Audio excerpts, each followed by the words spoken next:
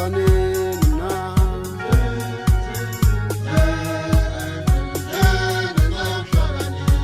mina ngiyakhumbula nokhula kwami mina mara bengisela ngobuntu bami na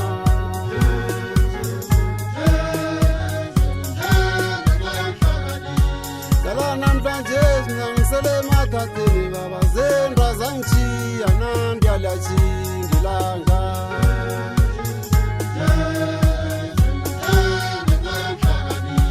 Kala namhlanje sinangisele mathatheni baba zendra zangichiya nandiyalachingilanga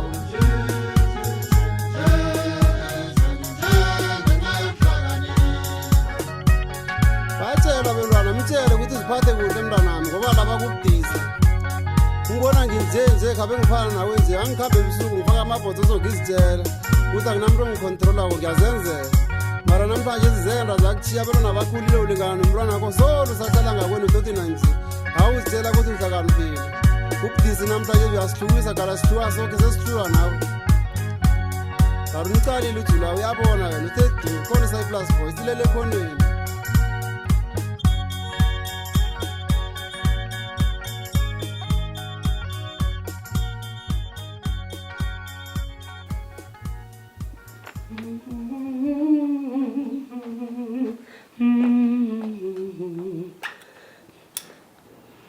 Kwenza njani kanti squad waqalisisa kangaka ngathi ufunda idakufara ikosini Sekuphela ama-ira amabili woke sidana sami la ngicalele nesitifiketi somtjhado wethu lona ngifunana ne-expiring date angiyitholi Baba ke ufuna expiring date u-expireile wena awa anga-expire mhlambe ungakhekhe ungirhelebhe nawe ungicalisise singayithola kuba yini ufuna umtjhado wethu uphele kanti vele karona ufuna uphela kuba yini kanti ufuna umtjhado wethu uphele ubone omunye uma namkha usangithandi ngiluphele awa umraro uthome izolo lapha esikhulume khona ngesithembu ufuna ukuthatha umfazi esibili sigwadi mahlangu kanti kuba yini ufuna ukuthatha umfazi esibili awusangithandi namkha ubone omunye uma namkha sengiluphele umraro ukuthi unehliziyo yembi wena Sibhenge amadoda ngaphandle abethanga 2 yaye abefazi mina solo ngibethanga wedwa lalela ke manje mntazana kwaNduli angibereki ngenzibi la umfazi ngimi la ufuna ukuthatha omunye umfazi ungiphumela umuzi la mara ngiyomthatha yena omncane umfazi kamare ngawuphuma umuza wamahlangu lo mara ngiyomthatha umfazi omncane Jama ke sigwadi ngivale kuhlinda bakho le ufuna ukuthatha umfazi esibili nje uyasebenza na ungilobolile kwamaswaphela ungihlabisile wena ungenaphi ke wena lapho zindaba zethu amadoda lezo nabo malume wena ungumalukazana la kwamahlangu Sigwadi ungazongithathela ama chance umfazi ngimi la ngivunulile la kulila lami inyathelo la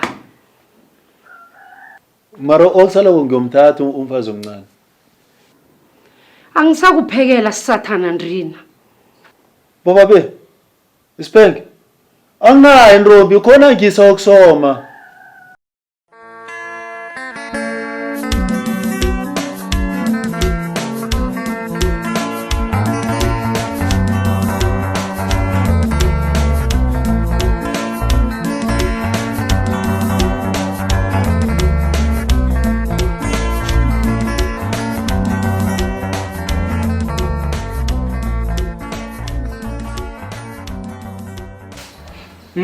Ake mngani nokho ngiyakuzwa mara nokho manje ungathonyeka yeso. Moya uza kwehla then uzakhulumisana then uzakuzwisisa ukuthi hayi ungaba khulumile windoda. Abuma bona bathwele. Eish mara mati mina angiboni ukuthi kuza kulunga phisa.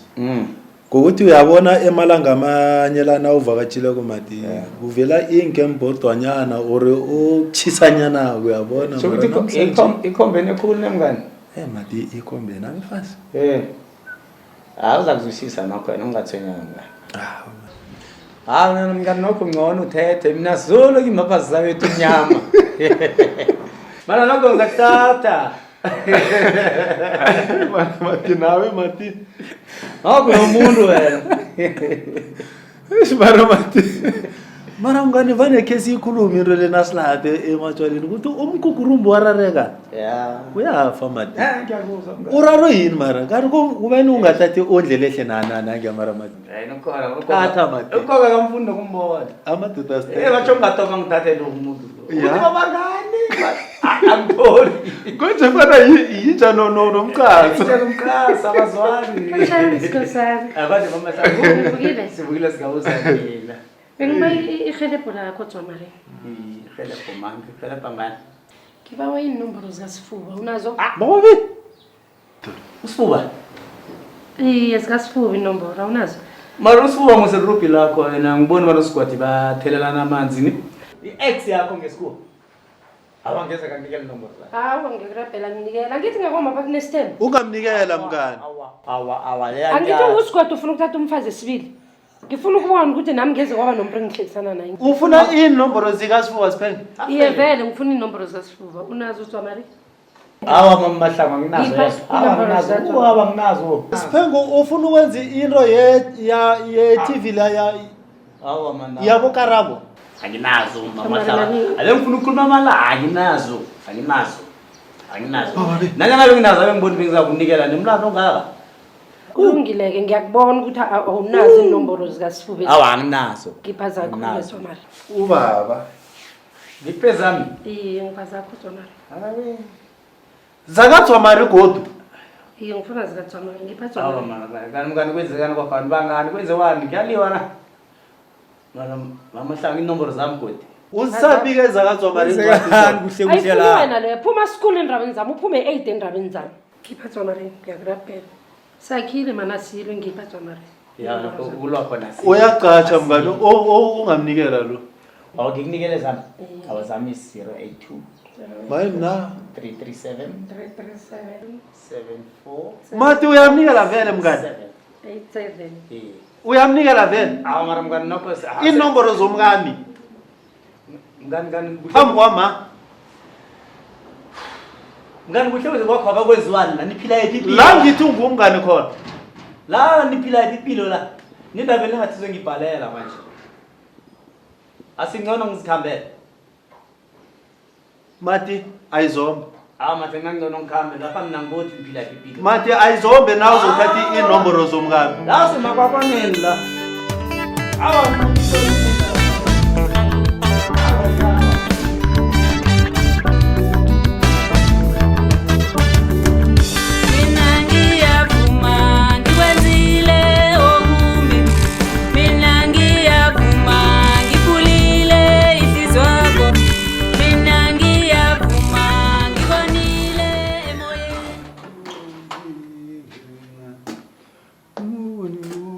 Sipenge.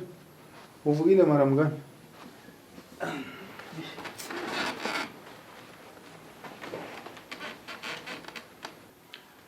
Mara Sipenge mngami ungenwe yini mara kuhle vele mara. Kana nje ngibuya ngale ngikhonkwishini ngale ngibe ukufufuna ukudla. Lapha ehlala khona ukudla kwama kukho ukudla. Kanti kumngatshela intombi yakho etsha ikuphekele. Squati. Tshela intombi yakho etsha ikuphekele. Eliza kuphakela. Mara uyazi ukuthi utshwala bumora kangani mara kuhle Sipenge. Angithi unesithembu wena. Intombi yakho etsha khe ikuphekele nayo. Sipenge biyalambisa. Ngithi uthatha isithembu wena.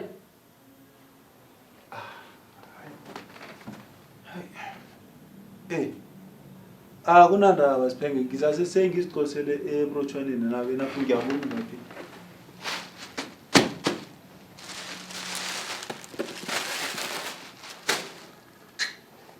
Mara Sipenge unehliziyo embi mngami yazi mara.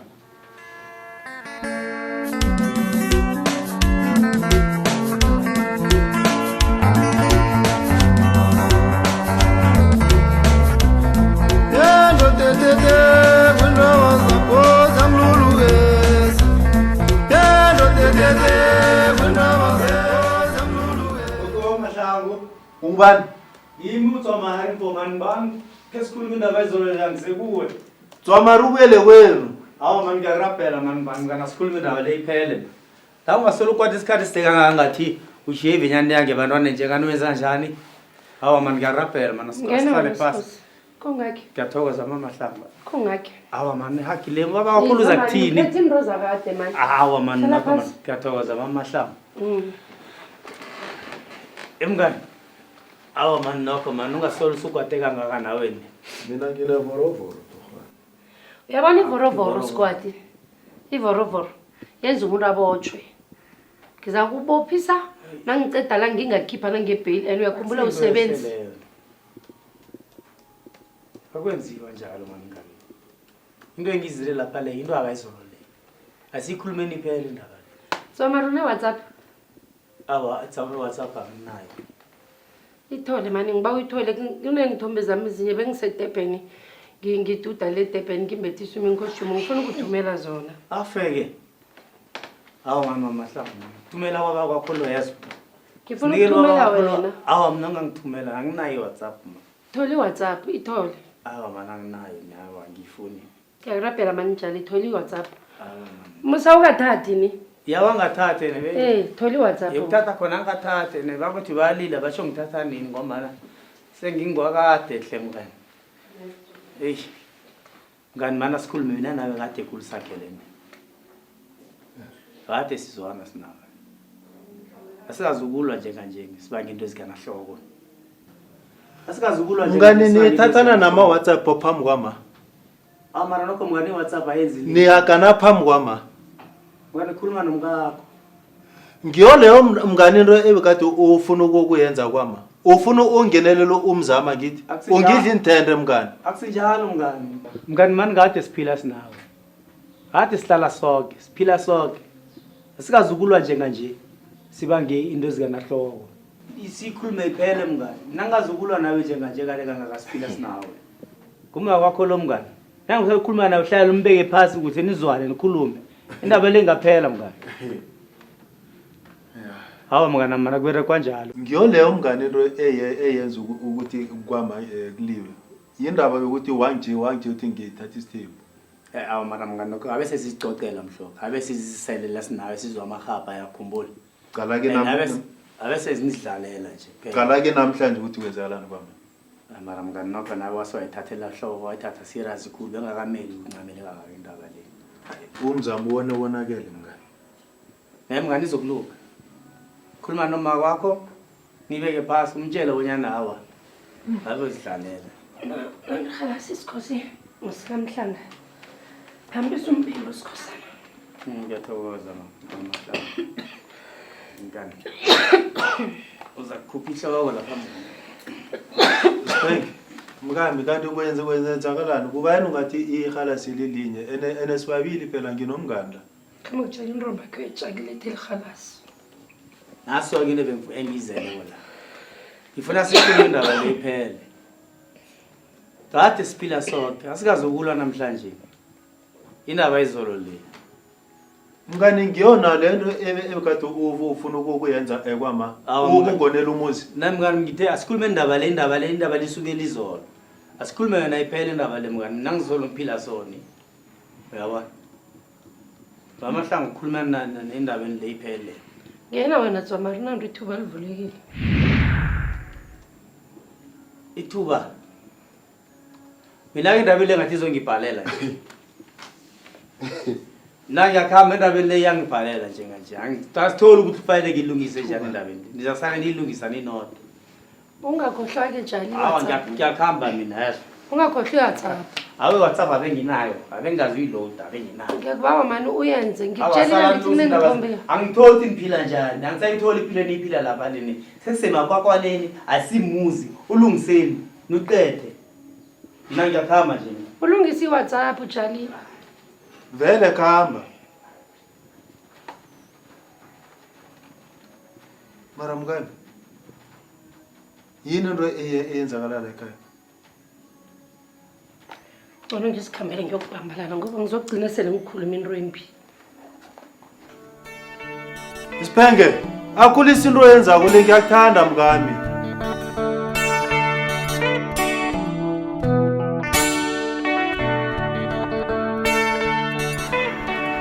Njengoba ngikutshela-ke indaba leyo vele injalo ngakwami yazi.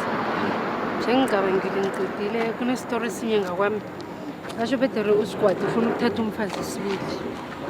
Mara mina ngakhe ngatsho msikathi siritirite sinjaya usithathelani ngoba ngathi mina ngikulindile ukuthi ubuye kimi apha mina ngizokuthatha msi. Just nangihlezi ngedwa ngicabangile ukuthi yazi usifuba zakhe akangithwele. Cabanga nje basho uthatha umfazi esibili ngikhona nje mara. Ngicabanga umdlalo ukuphuma kuyingwini kuwe mina zakho kungithwele. Mina nje ngikulindile msi. Nanje isikhathi esingenesinye mina ngilinde wena ukuthi ubuye kimi wena. Ngisazokuhlala phasi. Nanje mlise msi. Ngiyakuvumela. Ngizokuhlala phasi yona ngicabangisise ukuthi ngenzeni vele nje nami ngizitshelile ukuthi ngiyaphuma kuye ngizozicalanela nawe kade umntu wami and zakho kungiphathisa ihloko cabanga ukuthi uhlezi nomuntu ngikhaya basho uthatha umfazi esibili. Ene nguwe wasuka kimi mina zange ngakuxotshana. Ya lokho akusanandaba sokulungisa mina nawe siyathandana uyazi vele ngiyaphuma kuye. Jodi ke mina ngizokulinda wena ubuye kimi ngoba mina ngikulindile. Ngizokuzongana ngizokutshela vele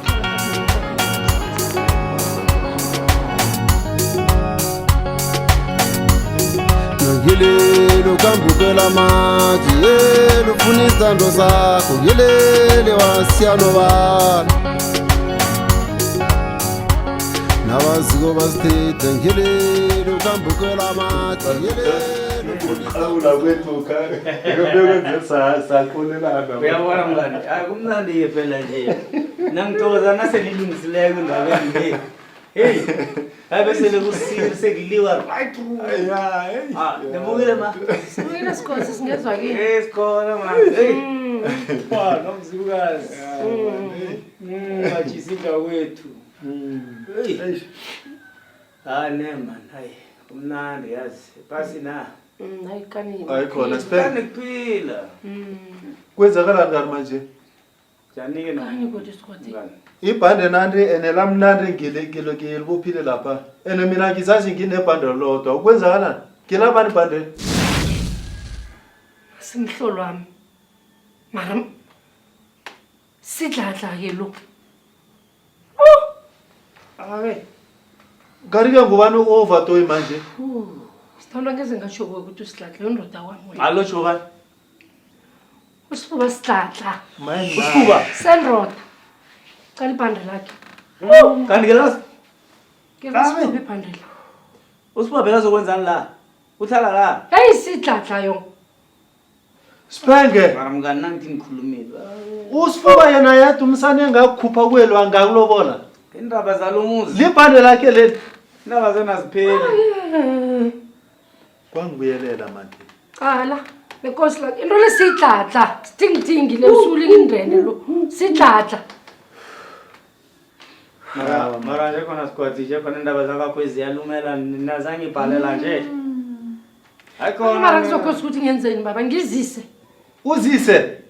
Ngoba niwasifuba. Ngithatha ibhande lakhe lenkosi lakhe. Lalela ke. Nawu uzisaka ungene ngekamera pho uthwale ibheka nakho yonke uphume ungiphumela umuzi. Yazi. Ngikhambi. Mina ngejamani mina indaba zalomuzi zengibhalela. Lezi. Nguwo owenza so mati. Ungangifaki la. Nguwo wathi ngithatha isithembu. Yakhamba indaba zenu zilungiseni ninodwa. Sidladla usifuba. Watshela umonyane lo mati wathi ngithatha isithembu. Khuluma nomkakho uthetha ngitsho.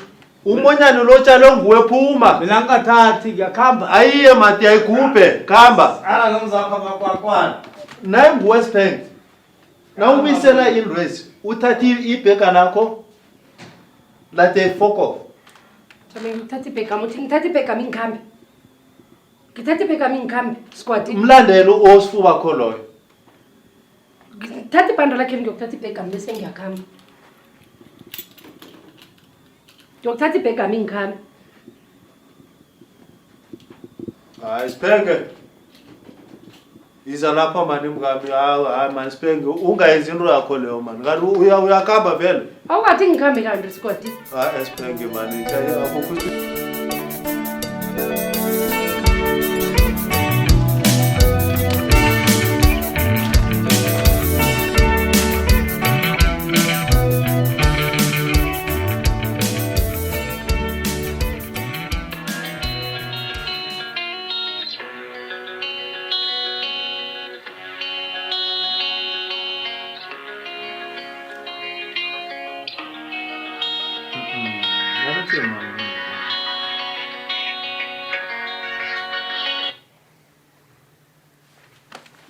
Ngumahlangu nejamwana.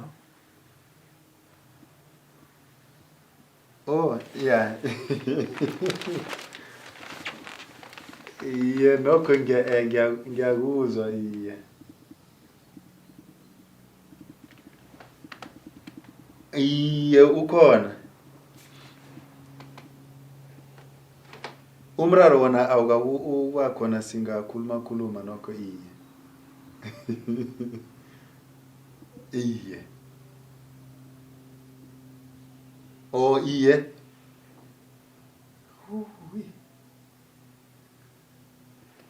Awukhuza uzimo ukhona mara. Iye? Nini?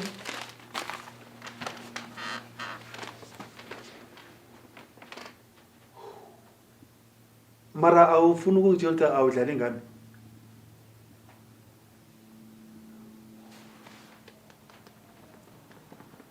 Saso okusaba ukuvela.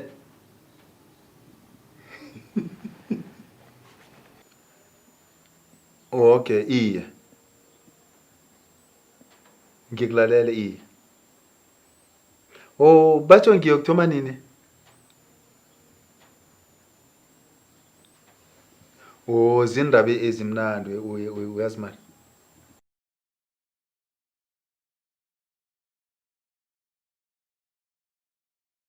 Iye ke kodwa umraro uyazi ukuthi uzoba kuphi ke. Ngapho umsinga kwaNdebele laphanyana, hey anginanhlobo kuhle uyazi mara. Umraro kuzoba malalo, ngiyokulala phi ke mara vele. Okay.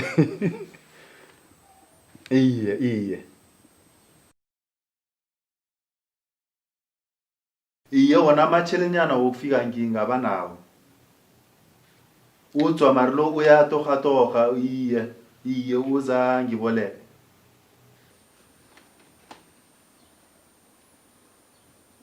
Ngikulalele. Nguthokoza mina kithi. Umlotshise mane umlotshise khulu umtshela ukuthi ngiyanithanda. Umlotshise ne? Iye. Ngizani bona kusasa. Bye. Sikwati usakhuluma noNcema. Sibokhuluma nobani? Ulokwenzana loya wangenza siloya musu uyamkhumbula ngitsho. Kubani okhuluma naye lo? Mara msiye into ehle siphenga ngitsho iye yena maka Vusi musu ungifunyanele umsebenzi ncane. Uncema ngapha ngaWandaba. Alokuba yini kade umphikana ngikubuza ukuthi usakhuluma noNcema? Angitsho ke nawe uyazi ke. Iye yena nguye ungifunyela uyazi ukuthi ungithuka ngokuthi angisiyi indoda yangalutho ngikhaya ngitsho. No mama manje so ungifunyalela umsebenzi ayithabisi mara vele inendaba leyo Ncema. Ngangithabisa khona ukuthi ukutholela umbereko. Ngizokhona ukubereka ungihelebhe sihelebhane ngikhaya. Ngazi ke batsho ngiyathoma ke kodwa kusasa. Kusasa okusako lokho? Iye. Aliyokuhlala phike mahlangu. Kusasa okusako ula. Ngiyathoma batsho kusasa ke so so usikwati ngithi uzangiboleka imali ngikhweleke ngikhambe ke kusasa. Ukhwele uchingaphi? Ngiye khona ngaMandebele lapha emsebenzini lapho. Mahlangu uyokulala emberegweni, uyokulalaphi? Uyokukhwela uzokulala ekhaya? Awa leyo ke batsho uthi batsho solanka ngingakathi uhola inyanganyana yinye ngizakuthi ngilala kwakhe. Baba mara ke umuntu ongakhuluma naye ngaphandle koNcema lo ungakufonela ukudosela umtato ngaphandle koNcema lo. Awa njengoba usazi na ukuthi isihlobo nofana umuntu engimazi ngaWandebele senguye umaka Vusi muzi lo kuphela. Hayi uyangisilinga umntazanyana lo yamina. Uyangisilinga uNcema. Ungakhohlwa mahlangu. Unomntwana noNcema. Unomntwana noNcema uyokuhlala kwaNcema. Kuyakhonakala lokho. Ungakhohlwa ukuthi ujade nami wena. Iye no mara aloke ngiyokulala phi ke nangisebenza ngiyokulala ngebhlorhweni na. Uyangisilinga umntazanyana lo yami. Asakunamuntu ongakuhelebha ngaphandle koNcema lo. ngaphandle koncema lo hawa umsebenzi lo ngofunyanele nguye emsebenzini nakha hayi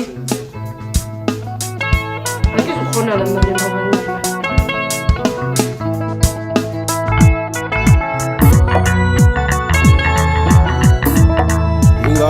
ngabom hlala sisenze kasibona thina ngabom kokwekeze kasibone thina marisi nenyembezi marazgole pasini maisi nenyembezi marazgole pasini umumunya dlila nangomunya dlela yena kuwele maraleza mranana yena kuwe lokufika maraleza marana uzokulila maromu uzokuhleka marisis lenyembezi maralukole pasini mayukufa nokuphila khona sikhole pasini mathi man njengoba ebekade ngisakutshela nje ayabs uma kavusimuzi mnganami ungitholele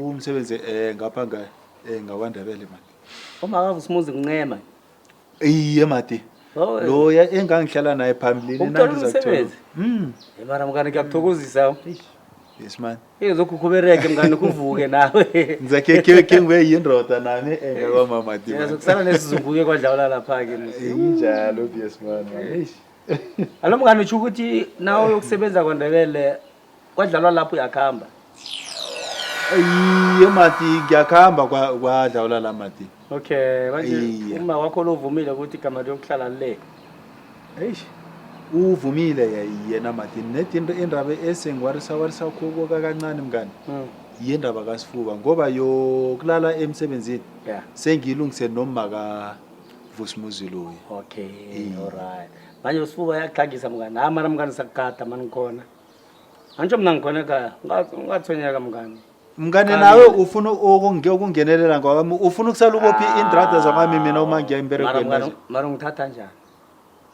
mngani hawa mngani man akeze mngani kade ngiphila nawe akeze kayenza into njengaleyo mina ngisho ukugada njengomakhelwane sakhila ngithi sesigade mngani sengiqalile mara ungayenza ke mngani indaba yakho ukuthi ungenelele umngani awu mngani angeze kanje akungitshela ke mngani wena uyokulala phi uyokulala kwanyana mngani sesilungisa wena ke ungamala ngathi ngiyakubona ngathi usamthanda na mngani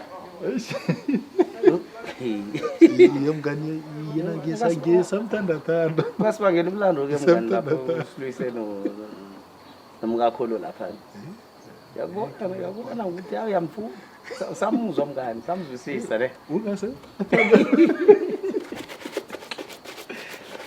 alosho ukuthi uvumile ukuthi uyokulala le iye mati yena atsho uthathiswa yini indaba yokuthi ngiyokusebenza lena singazike godi engahlangothini elinye uthathiswa nanga nokuthi uzokungekho ubuzongena ubuzongena mngani akazi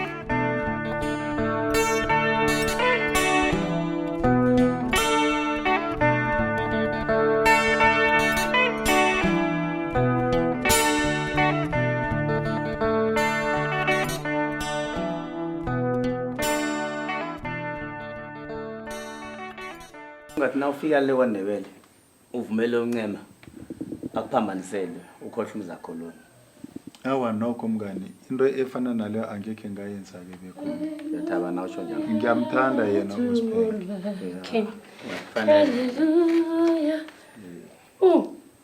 nahlahla amehlo ngathi nikhola isitimela esirong nje kwenza njani hawa nokho manje kuyobudisa ukulayelisana mahlangulo kade ekhulu ngiphila naye ukuthi njengoba nakho uyakhamba ngizokholwa sizungu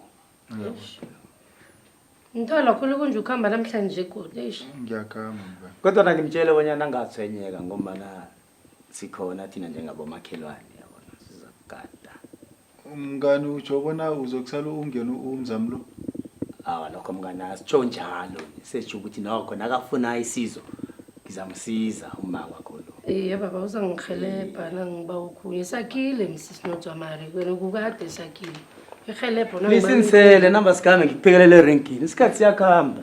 Okay mngani. Ngiza kufunyana emotorweni mngani. Awuzwa. Hey.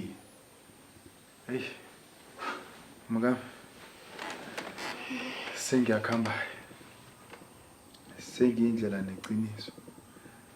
Bathi zamajaba kude zondrile. Kulungile ke baba ngoba uyakhamba nje. Uyangishiya la. Yakutele kwaNdebele. Yazi baba ukuphepha kwami kuphepha kwakho. Nokulimala kwami kulimala kwakho. Yazi izinengi izinto ezingavela. Nawu le njengoba ungishiya lapha nje. Yeke ngikunikele indonansi. Baba ngisho ukuthi uziberegise. Kungenzeka kuvela okhunye nawu le njengoba ungishiya la. Kapha uyokuhlala kwaNcema. Bese ngithi ukuphepha kodwa kwami nawe. Njengoba ngishilo. Mama condom. Yebo baba amakhondom. Ukuphepha baba ngisho ukuthi uziberegise ni. Nedi uphephe cala ukulimala kwakho kulimala kwami. Uyakuzwisisa ukuphepha kwakho ukuphepha kwami. Angazi okhunye ngavela kusasa laziwa abonyana lisiphatheleni baba. Usuphephe nawufika phambili. Okay. Ngiyakuzwa. Uyakubona lokho baba? Ngoba ukuphepha kwami kuphepha kwakho. Kusasa laziwa. Nawufika la uhlangana nezinye izinto. Awunalito ukuthi ungenzani. Okay. Uyakubona ukuthi kunjani lokho? Khona ukhambe kuhle baba sekumbereko. Awukuyelwe wona ke kuyambereko kuphela nedina ufika le. Ahaye. Iye baba. Siniza tsala kuhleka ngisho ke mngani. Iye baba ngikhambe kuhle sayibe mbereko. Ahaye. Squati. Thank you. Kala yazi bengithini baba? Ngakho khunye. Kungenzeka ngithi. Ukuthi njengoba nami ngisala ngedwa nje. Ngitshela mabili manje. Ngenzeka iphuthe elinye ethola ukuthi okhunye kuyenzeka. Yini amakhondom? Baba ngithi ukuphepha kwakho kuphepha kwami. Fuck off. Abangisayi lapho mina, angisayi. Ngiyakutshela uthi ethathene nebhekanyana luyibeka kapha. Angisayi lapha ngeze ngawachiya amakhondom la. Ngiyabuya ngisasakuzwa mari. Ngiyokudosa ene ngibuyela wena. Zangikhala ngikhambe.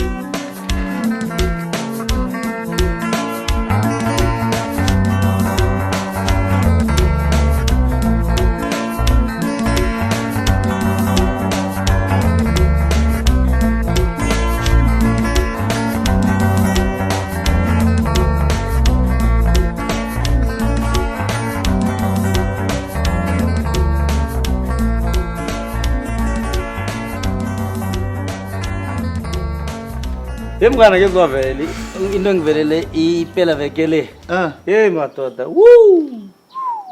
Anje besibuye emnyanyeni ngesihlakwana. Ngiyazi kuhle kamhlophe matu ngitshele nawe uyakhona. Nasi isilukazi nangiphumako sithi batsho sibayi left batsha ngingemostorlos la. Ngemotorweni nakho? Iye. Aha. Ngamkweza ngitaba koko khama izasikhambe uthi ngimbatsho yena batsho uyangihlokodlo. Iye kade okay abakoko ngizakuhlisa emostorlos. Then wesakhweli inkatshibane. Inkatshibane zehlela ngibahophene zayazibona. Ngiyazibona manje. Iya bambele lapho ke zehle naye. Manje ndlele la sikhuphuka ngekhathazo napha. La ngikhuphuka ngithi ngikhuphukela ngetrain. Nangu umuntu kuyanera ngikhwatha. Hayi mkhani. Mabe. Uyangikhwatha ke mina ngithi yacala umuntu uphethe amantongomani. Uyanginikela ngithi abakoko ngiyathokoza nani ngithi koko ngiyathokoza uyanginikela. Bekungasisipuku mara mkhani. Awa ngimlatshe sisuke naye ecude napha. Iye. Okay. Awanginikela amantongomani la ngiphoseke msinaki. Ena mnandi msamantongomani. Ngiyaphosa. Nangithi umuntu akhwathe godi nanginikela amanye ngithi. Amantongomani amanengi kangaka. Wathethe bamnandi kangaka yo. Unasibu utshalile wathethe bibatsho. Ngirara kita. Athi kimatawa. Ngana amantongomani la ngiwathenga izolo. Iye, nake sengidle kamnandi kakhulu ngiginyileke. Koko, amantongomani akho amnandi. Wathabe ekhuluka batsho ngiyamkara nangithi batsha mnandi nje. Batsho amantongomani la batsho wathenga izolo. Yeke yena ngoba naka namazinyo. Batsho uyawamunya batsha wabele. Batsho akafuna ukumorosa imali ni batsho kuza ukuthi batsho owafunako batsha ampe wona. Mngani. Yazi kanyenya ne. Ampuri nkutuliko le train apha. Bashuya wamunya mngani, bashuya wamunya kuphela bese ke anikele basho wathogako, basho akafuna ukulahla basho ngombana kumorisa ngombana yena kana mazinyo. Mara kwamunyile mngani. Umunya amantu ngomani ngamunya azingaphathwa kuhlanza. Umuntu musa sohlanza ingabomu kade bathi ngathi kuzakuhlanza amadoda. Hawa next time ngihlanzeni. Udla bona kubana amunye silukazi. Mara mngani yazi uyahleka na. Uyakareka wena yazi. Hayi. Uyakubulala bathi. Yazi zasele nangimhlisa ngemagago khona pha. Hawa tani ngabona uthi hayi neko kukhamba kuhleke yonke.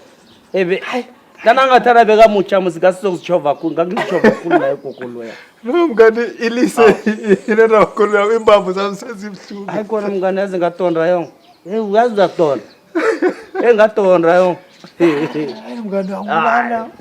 Sili kwamro omkhulu. Mina ngingenelele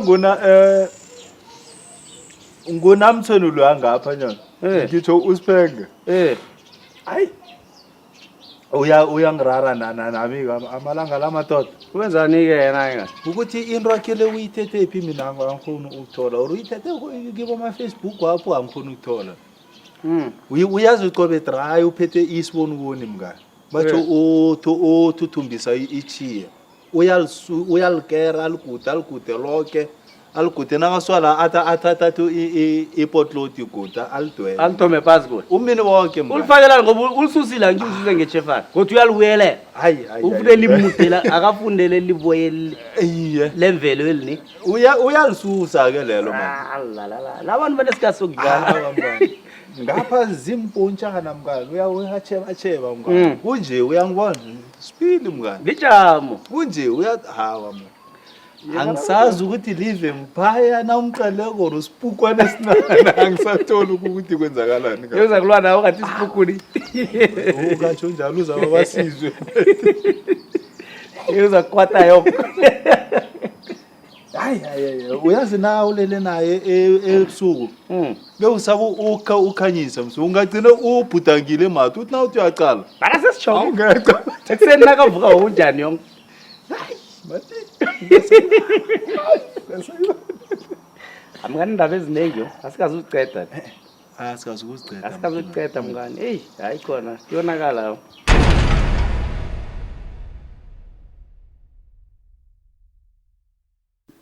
Aloka nisigwadi sokuhlala singakhulumisani tot nini. Uzohlala ungangikhulumisi tot nini?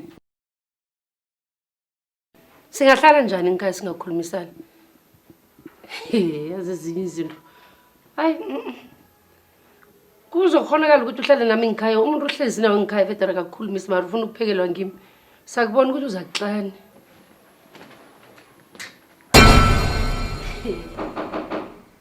Ubani? Yimi ubusimuzi. Ufunani loyo la? Lotshani mani. Akwanda busimuzi. Njani? Ngivukile ngezwe ku. Sivukile. Uzokwenzani la?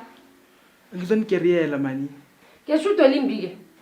Mina noyihla sikhulumisani. Sokose ubuyele kwenu uyokutshela unyoko ukuthi mina noyihla sikhulumisani. Kosa thanda uvulele ngihlo umnyango lo. Ngiphumela umuzi ke. Asikhulumisani sinoyihlo. Oh, nangu baba. Baba ngimi ubusimuzi. Gembe. Mntanami, suka la wena. Spank.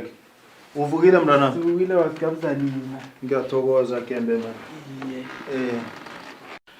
Baba bengibonga ulibalele ngingakhange ngintosela umtato ngisho bonyana ngiyeza. Wavusi muzi mntanami man. Umraro wona bawukho godi. Ngiyathokoza. Ukuthi mhlambe ungabe ube netoho lokuthi usitosela umtato. La ukwenu la. Ungeza isikhathi esinye nesinye ofuna ngaso. Ngiyathokoza. Baba ngilambile. Indlala ne? Ngilambe khulu. Asikisi mntanami. Sipenge. Mngame manje ngisaba nethi ke wenzela umntwana lo ukudlanyana manje ulambile ubuya kude. Inhle Siphenge ngenzela umntwana ukudla. Ngimenzele njani umntwana ukudla singakhulumisani mina nawe? Man Siphenge ngiyakulibalela singasese sithome nje ke ukukhulumisana. Sikwatha nginandaba nokulitshalelwa nguwe. Angikurabheli nokukhuliswa nguwe mina. Kamare sihlale singasakhulumisana, asikhulumisani vela sihlalele futhi singakhulumisani. Siphenge akhe sesithi siba abantu abakhulu silisuku lwahlangana nabo intwana Siphenge. Qala-ke anginamraro nomntwana lo. Utheze lo mraro nginawo munye ukuthi ufana noncema. Ngeze umntwana lo alala na, nami ngilali la. Kuyokuba amalalo kwasifuba umntwana lo nangabe uzokulala la. Iye Fana khona. noncema kakhulu umntwana. Ngifana nomakhulu ba. Qala imhlathi le. Ngathi nguncema. Angazi ke kokhunye mhlawumbe ungayombawela amalalo kudzwamari. La ungambawela amalalo kudzwamari angilali nomntwana lo la mina ngiyakwasifuba. Man Siphenge. Kani baba kwenzakalani ngomani namhlanje si? Uma nakho lo uyahapha mani mntanami amamalanga la sewunje man. Ngiza ilungisa nokho le. Ufuna ukungifanisa noSifuba mina. Siphenge leso ukwenza into efana naleyo man. Umntwana lo sikeskelele sobabili. Kuyokuba amalalo kwasifuba. Uri mbawela amalalo kudzwamari.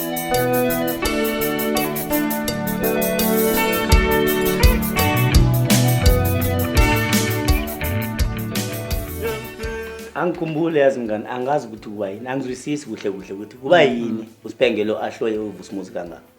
uVusimuzi semntwana akasilitho ni. Lokho samlise angamfaki endabeni zeni. Mati. Kumele angamfaki endabeni zeni. Into ebuhlungu khulukhulu mnganami ukuthi uSiphenge akasafuni nokungikhulumisa ke mina. Kodwa nabasho naye bongamkhulumisi. Yikho kodwa kangaka. Mati indaba le ithome lapha ngitho ke emrarweni wesithembu la. Uyakhumbula uthi ngithathe isithembu.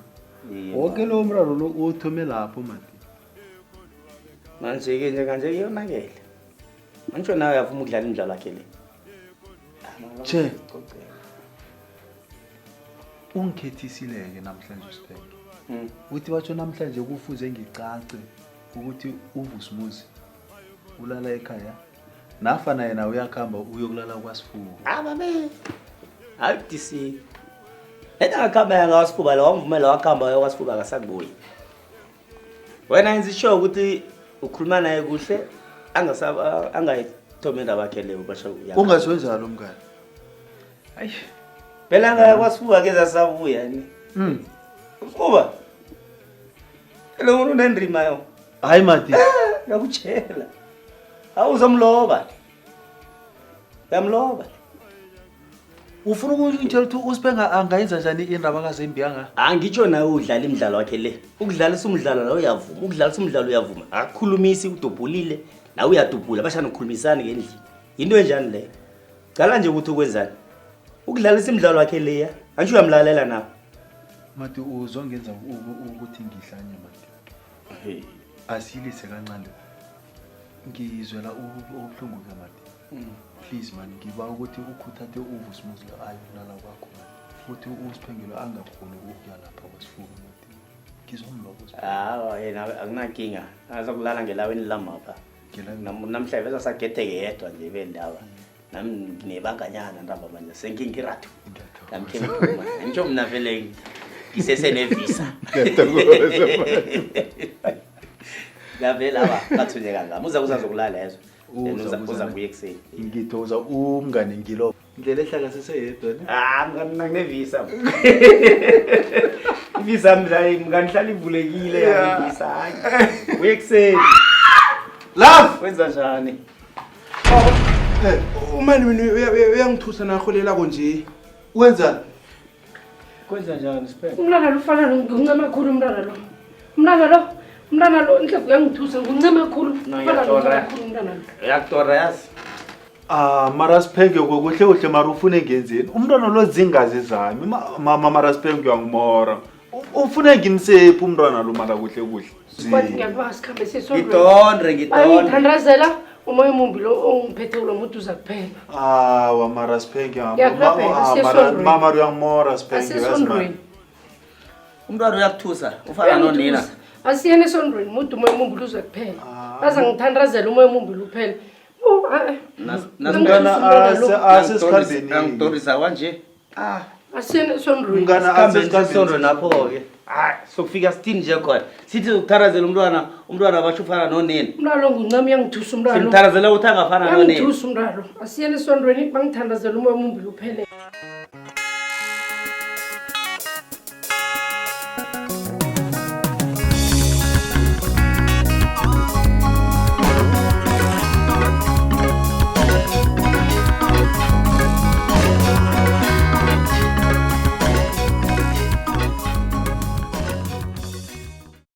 ngiyacabanga ukuthi uyizwile ukuthi indoda lakade idelela mina. awa baba zangihlele ongihlambakazile kwesondweni zangakudelele Somare mngani. ngena baba ukudelela njani ngoba nguwe ongihlambakazile kwesondweni apha ngena Skosana kuhle kufuneka nomoya indoda la hayi ngibaba la kwenzekani khaya kwathi ubaba ukwatela ukuthi thula wena ungafaka izindaba zabantu abakhulu nabakhuluma ngiwalele mani ufuza umyo ukuncema mngani ungena nje sibuya esondweni mngani awena esondweni apha abefazi abangitsho basidosa ngempumulo namngani mngani bengazisola amabatuti bekade ngilani lapho yasimara bayaqharazeli mngani umuntu asakuthathe mngani akwembesi imbathi mngani utshe ngesondweni lakhe uthi uyahlukula kwalele nanakasuka la azokubiza ngomkhetho batsho umkhetho ngibathe incane mngani ngibathe incane umuntu batsho umkhetho utsho wani khethwa bakaJehova umfundisi loyo umfundisi loyo mngani uyaganga umfundisi loyo into angabane azokubiza wena ngomkhetho madoda awa lalela ni Skosana bekangatsho umkhetho weleko bekasho ukuthi nibakhethwa bakaJehova uzibuyanithanda ni special bekangasho kokwena umkhetho apha wona mara angifundisi lo mara abafundisi into engikhuluma ngesondwelezi awa bekatsho ukuthi ni special uzibuyanithanda nikhethekile nikhethe nguzimo nibakhethwa thula wena mkhethwa akunabakhethwa hawu asho ngikhetha mngani ungaka cabanga mngani adu ungafaka izindaba zabantu abakhethwa vele bebalingane ukuthi basho bayilungisa batsho bakhethwa bakaJehova umkhetho semkhetho mngani cabanga ukuthi sagijima ekadika kangani waye kuphi yena umsalwa ngiphi le ndaba yo hawo man ayi amas onranyana afana nala mngani nake sebengaya ke sonto nayi fundisa bekazikhulumela into bekangafuna yomkhetho weleko bekakhuluma ukuthi nikhethekile special wazinjani uzima uyanithanda beyangasho into yabakhethwa abaweleko ni sewamdosa ngeke upumulo uyongizwisa indlweza le wena enhlakeni bakhethwa nikelela balanisitanga kakhulu muso nibakhethwa nokenje ubube ungakholwa umthatha umfazi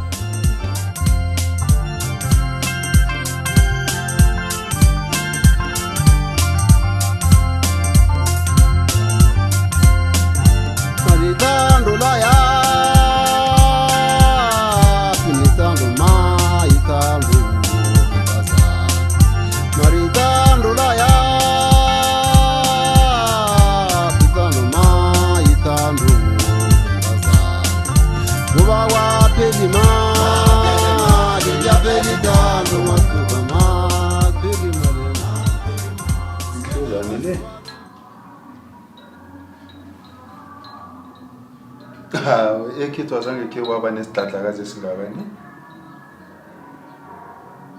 into le nguvatoyile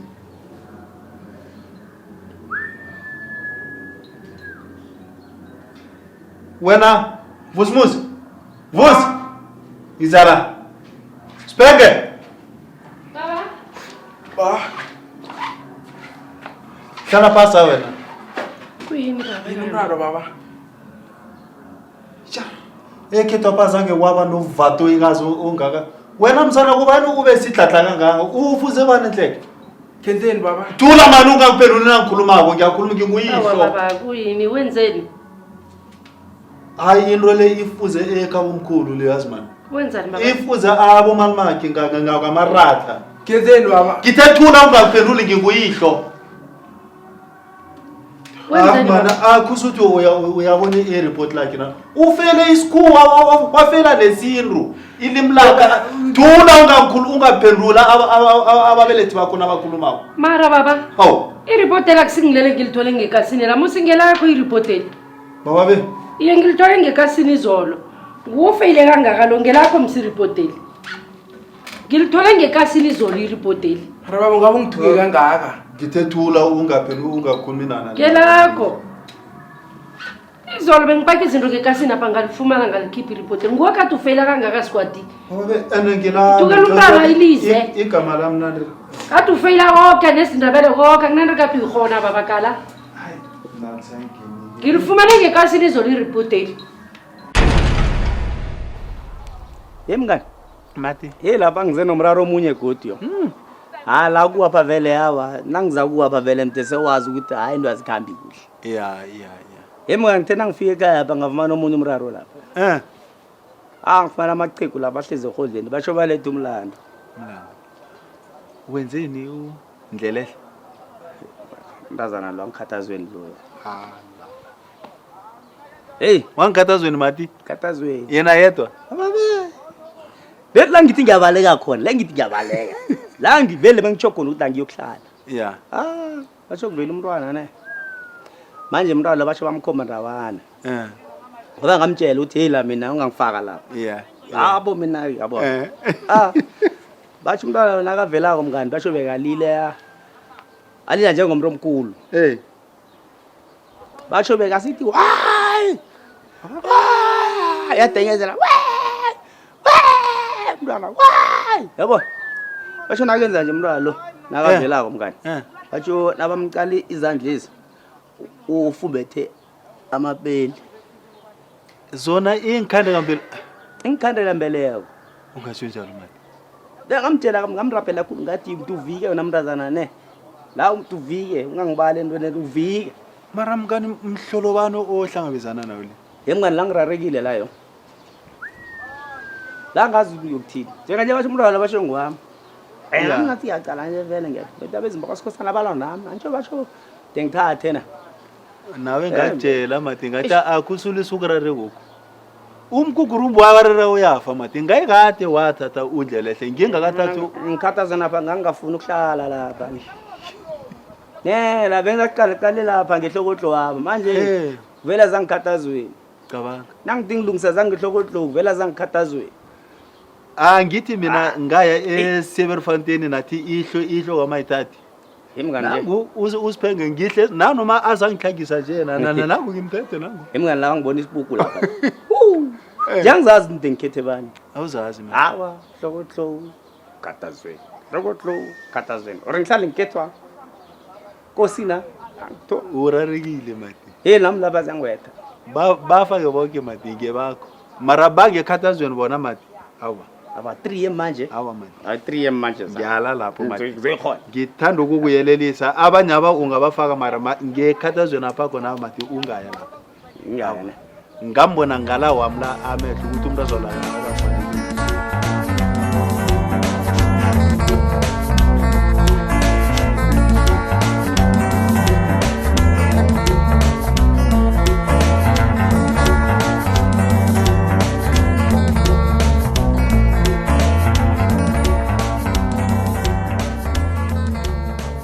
Mbi. Ni-arrange njani phakathi ukuthi kuzokwenzakalani? Akunakinga mina Mbi. Ngingalala nalapho. Just nakuphela iphathi la sokuqhubeka sodwa siziditshele sodwa. Iye. Ngomgqibelo ngizobena konje nithe itimu? Okay. Hayi Mbi sisoke ubusuku bonke ngizokulala lapho mina. Yeah. Kulungile. Sokubonana khona. Bye Mbi. Sharp. Mani. Uthini? Usengikhamba. So ukhamba? Iye mani. Kungikhambela nomlayezo nakho ke uyotshela unyoko. Kuthalalele uwara nakavuma uJuly Mahlangu. Nakathi indoda umuntu akusiyo yakho, nawe ifuna yakho. Umtshele ngithi ayokufuna yakhe. La ngangizwako, ayokuthe ngikhasethe la yolilalela. Kwesibili, balinga usabeka imiqonjwanyana yakho le ungakasidosela umtato la kwami la. Tolisa man. It's a belief. Ufika utshela unyoka umlayezo la ungasabeki inyawana lakho la ungakakhulumi nathi ngomthathu kukwami la.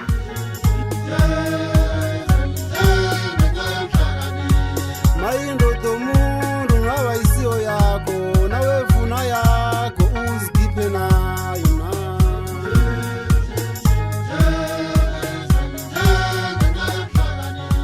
Sala namhlanje nangisele emadadeni baba zenza zangichiya.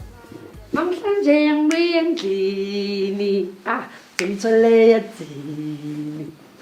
Ngiyakhamba-ke. Ngiyakhamba Squati ngephathini. Angithi uyazi? Aleke. Kanti nawuthi uyakhamba nje ngokuthi ngungosonda kana namhlanje ke. Kwenzani ngosonda? Ngisonda ni. Phela ngithengile inkhanakana awukwazi ukupheka. Angitula ngabafundiswe. Angisonda mina ngephathini. Inkhanakana zani? Mina ngiyakhamba ngephathini upheka umratha. Mahlangu upheka umratha. Ene ngikuthola uphekile utshwala buyalambisa ngokuya ngisele mina. Upheke. Mara Siphenge uthi ukuthini nawuthi ngipheke phela ngithengile inkhanakana kuwe umuntu okosta pheke. Isikhathi asikho baba ngiyokubuya lokho amnalajanyana ngabo 5. Ngabo 5 mara kulada kakhulu zobe ungakapheki Siphenge. Upheke pheka umratha. Vele ngiyokubuya ngilambile ngikuthola uphekile. Ngephathini nombi ungimemile ngephathini. Manje uyobuya lada kangaka madoda ngo5? Iye upheke. Isikhathi asikho enhle kungangibamba kakhulu. Ngikhabile. Yakhamba mina. Upheke utshwala uyabazi ukuthi buyalambisa ngithi ngiyokufika ngilambile. Bye bye. Akusibhedere ubuye ngabo 3 ke. Ngiyokubuya ngo5. Isikhathi sami sokubuya leso ngo5.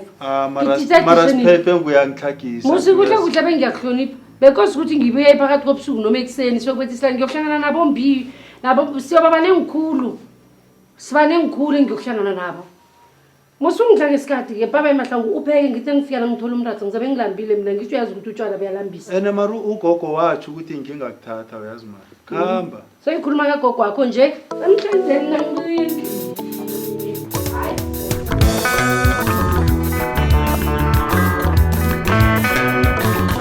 Dini kabizweni. Kabizweni dini kabizweni. Kabizweni sesithanda sokenje. Sokenje sesithanda sokenje. Sokenje ngimi ngetonga kayitoli. Onga kayitoli ngimi Koko la. Siphenge akubelela ubuya khona tu. Baba ke cala vele ngiyakhamba angezi kuwena nje. Siphenge uthe uzobuya ngo3. Cala njanje ukuthi isikhathi bani Siphenge ngabo 5 6 nje kanje. Angibuye msiya khuluma nje ngiyakhamba ngiyokubuya ekseni. Unandro ngizozifuna mina ngikhaya. Ufuna ini manje no? Ngifuna amakhondom. Ini? Kumnandi khulu ephathini apha ngifuna amakhondom ngiyakhamba ngizokubuya ekseni Mahlangu. Wawungizwa. Siphenge. Kumnandi khulu ephathini. Hlala phasa. Ngiyokubuya ekseni. Jama benkiela awinrawo wena.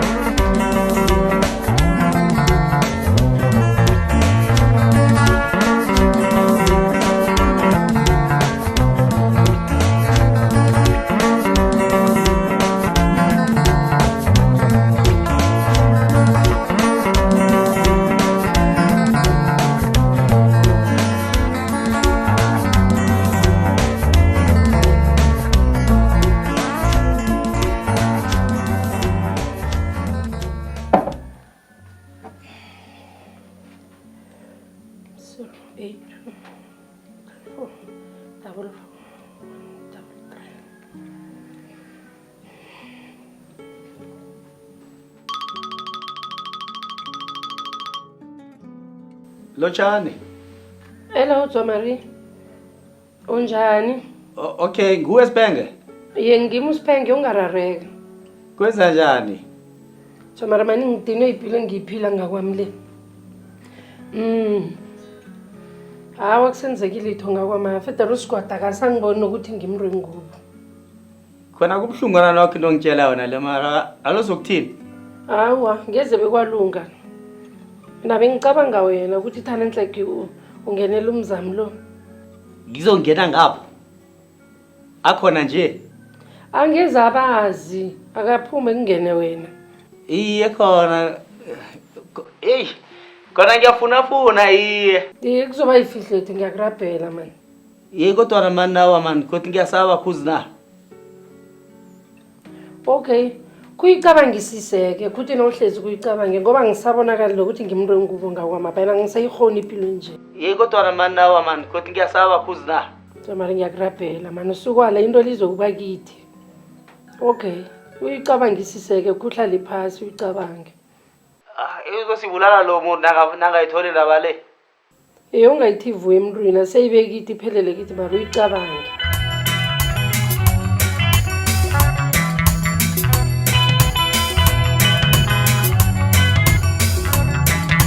Benuhle lungakathathi nje kakathathi Benuhle lungakathathi nje solungakathathi Unekano kwenziwa Unekano kwenziwa Unekano kwenziwa Unekano kwenziwa Unekano kwenziwa Unekano kwenziwa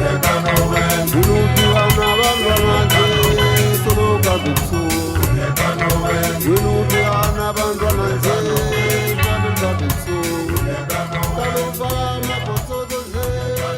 ngani ngikulindile manje uzongiphendula ngendaba ethe solo sagcina siyikhulumelele ya. Hey sisibuba, manje sibe nesikhathi esimnandi mara yazi. Khona uqinisile into lekhe ngahlala namphasi. Ngayicabanga yazi into mnosigwadi miliphela. Kala mnana mani besithandana kamnandi mkhulu singanentona yinye sithwenyawo. Angazi bese ngingenelwe yini bathi ngithathana nabo sigwadi ngithathana nabo sigwadi. Cala nje ukuthi ungenzani. Mara msikala mina kade khulu ngikulindele nje sola besana bakambe nekolo yami ngithe bazongithatha lapha sola baveli. Bengiba nechuthu ngihlangana nawe vanapha. Awa mara nje isingayikhabani. Into khona siye kuhle sifuba ngiyakurapela. Singayikhabani. Sikhe siyifihla fihle ngizokunanda sengimdima njalo njalo toti into lebeyilunga ongayikhaba iye kuhle sifuba. Mara into zabo makhukhuthela nezi yazibona ukuthi azokubereka. Awa sifuba asiye kuhle. Cala musingifuna ukuthatha straight ukuba ngumma kwami. Hayi into zokukhukutha nje. Asithome ngokuyifihla ngizokunanda ngimdima ngizokunanda awa. Ungasingcono umlisi. Yema into lesingayikhabi. Uyazi ngoba siyathanda. Awamlisi. Ngizomlisa kuhle nethi ungakhaba siye kuhle nginande sengimdima mina nawe sokubuyela siberege uyazi besithandana besingathikamizwa litho mara nangu musi nje ngapha ngaphakathi kwethu iye mara yeke asiye ebuthaka njengoba ngisho sifuba awamujamisi ngizomjamisa mara siye kuhle ungakhabi sisole sikhukutha asikhukhuthi akithi mele siphume kuhle yakhumbula abanyana ungivunulisile ngisimtengiye kuhle into yakhona ngiphume kuhle cala uyamnikela bese kwenza zonande ngimdima njengoba ngisisho nje zonande ngimdima vele tothi into ethule beyiye egcineni beyirehe beyilunga bahali awadala msukutshota sokuvuthi sajamisa umuntu lo ngikuthatha ube ngumkami hayi ngizayicabanga-ke khani mara ulendeni ngoba mina ngizimisela ukuthi ngikuthathe vele ube mkami simlise umuntu lo mjamisa awa njengoba ngisho sifuba yazini akhosi siyirhabe kumele siye ebuthaka ndaba lesingahaba ngoba ingasiphiki ngaphambili sithome siye ebuthaka mara ulendeni ngoba umuntu lo nangiyakuhlokolela Unjani mani? akwandre Njani? ukilo njani Sikhona. ufunani la Simani ngizokweriyele khulu ethabalo butaba kodwa nje bengisemratiwana. Okay Kawuphi baba? enalo uzongibuza uyihlo estradeni ukhona Abe ngibuza ukuthi unjani? uvukile kunamraro Wabe sengibuza kuphela. Usimani ubaba lona ngusifuba. And then that's why ngingakufuni wena ufuza unyoko wena kuhle kuhle. Hayi mani nisaleni kuhle. Khamba nemhlaphikazi ufuza unyoko wena Vusimuzi. Azumralo. Baba bani umralo? Umntana lo umntana kaSigwadi. Uyise wamchiya ngaphandle mntana kancema. Ukhuliswa nguwe. Hawa ukhulele kunina le ukhulele ngaphandle. Mara siyana mihwa man. Uyazi uyokwenzani? Ukutshela uyise wena ngilalela. Ukuthi kwenzekani? Uyokutshela uyise ukuthi bengijame nosifuba lo mzile msembona uyakwazi. Amuska maramka amtshela yangikari into le. Jesu umjamise rehe wena. Awa. Sifuba into lemdesiye kuhle into lezongiphikini. Hawa yangikara kamtshele. Jesu nakamtsheleko uzokukwada ngithi bese nawe uyamjamisa. Bese mina ngiyakuthatha. Yangikara uyibona iyatlwepa wena.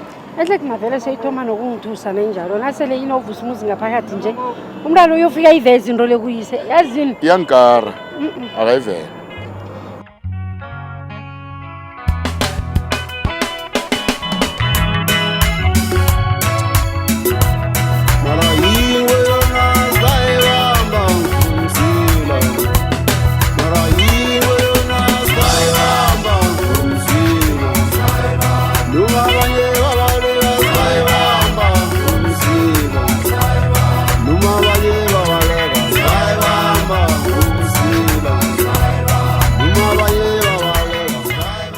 Sifuba kunini sisijame la basho silindelene nomotor uzokuthatha mina uyibona into yenza kole ukuthi ayikhonakali mara ngibadosela umtato bokhona msubezule bathe basendleleni bayeza uyakhumbula ukuthi sikuphi la sisemrati waye la Sifuba ene la sikwadlawulale into siyenza kole ayenziwa la kwadlawulale qala isitshaba sonke sikaMatsitsi sizongithola ngijame la basho ngilindelene nomotor yazi ukuthi kuyini ngibuyele endodeni kwami mina ngibuyela kuSigwadi into siyenza kole mina ngeze yakhonakala yangizwa mara kasayixoxa musindrile uSigwadi ungithethe ngizibelela kuSigwadi kukwadlawulale ngiyakutshela ngithi la ena yenziwe into lela jama mina ngiziyele ngemreto ngaphakathi ngiyokhwela itaxi ngibuyele endodeni kwami into yami nawa yikho uSigwadi kahle Siphenge ke siyikhulume kuhle indaba le Siphenge kungilalele tu ngesaba ukwegadanga khudwana ngobanyana kusakusephuka iphasi kuphephuka indindri kuwa bangizondrako kwejabule abangithandako halala sitshaba seketu samaNdebele isitshaba esinzinze ephasini laborhoboyi nembikana lapho imlambo irhatsha amanzi amasimu azele imrorho nakuyifiyo yona ingangotshani ephasini labokitja mphizeni kamabhoko likhozana lekhethu ngelahlutha umampulu nabantwana lo ngena nabo ngerholweni yindoda eyagada ngabuthaka ensimini zabamhlophe zarathuka yingwenyama iyabhodlekela ithwane yabhodleka ekuthatha usomtshongweni engena naye hlangana kwabopit nabopewula ayela umkhosi ulilile wazwakala egegeni kwaTlarini umkhosi wazwakala kwaMazimela umkhosi wazwakala kwaMpondo kumpondo umahlikiliza njengotshani benkomo zithi nazibudlako zibuhlikilize baba ke kala naga ekhethi ihle kangangani iyakarisa ngombana na uthi uyangapha uza kufunyana abomnakwethu basithi siyangena ngakwethu uthi uyangapha ufunyane abomma bahatsha umlingakobe na uthi uyangale khona angisakhulumi uza kufunyana abobaba basithi nangwam ngivela phasi kwadlawulale lapho ngibuse khona kundaba ezitha umaphepha wesibili